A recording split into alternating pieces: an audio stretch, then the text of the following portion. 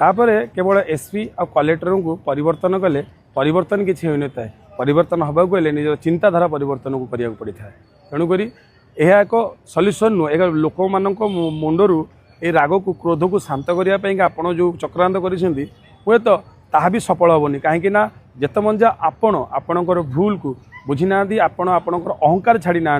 आपड़ जिते ऑफिसर बसंतु पछे महाप्रभु गर्व गंजन महाप्रभु आपण गर्व सदाबले गंजन करेंगे जदि भल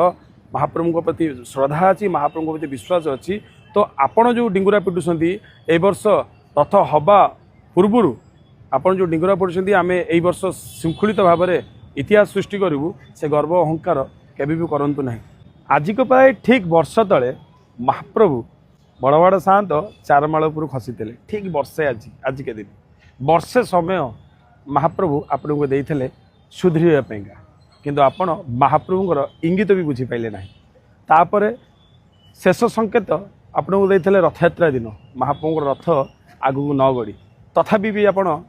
महाप्रभुर नीला कहीकि आपणकर प्रत्येक भूल को लुचेई चलिए ता परिणाम आज आम पुरी सहरवासी भोगुचे आउ श्रीमंदिर रे यह कथबार्ता होउछंती कि ए दिनर आउ ए वर्षर रथयात्रा एक कलंकित अध्याय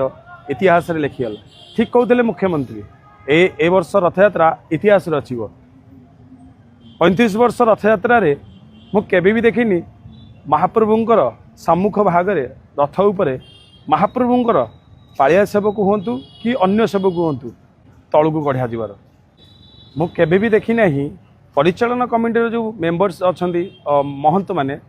चामर सेवा जार जार दायित्व भी कह जाए तलू को ओह्लाब बोली मु केबे भी देखी नहीं रथयात्रा भली पवित्र दिन में महाप्रभु नंदीघोष आगू न जीवार मु केबे भी देखी नहीं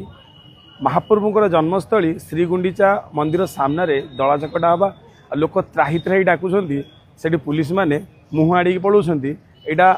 जो जो मानकर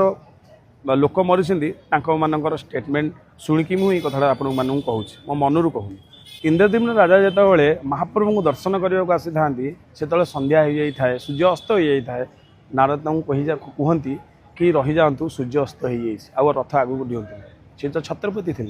से चाहिए लक्षाधिक दीप लक्षाधिक मशाल जालिकी आसी पारि था किंतु आसिले ना महाभारत युद्ध रे आपण देखिथिबे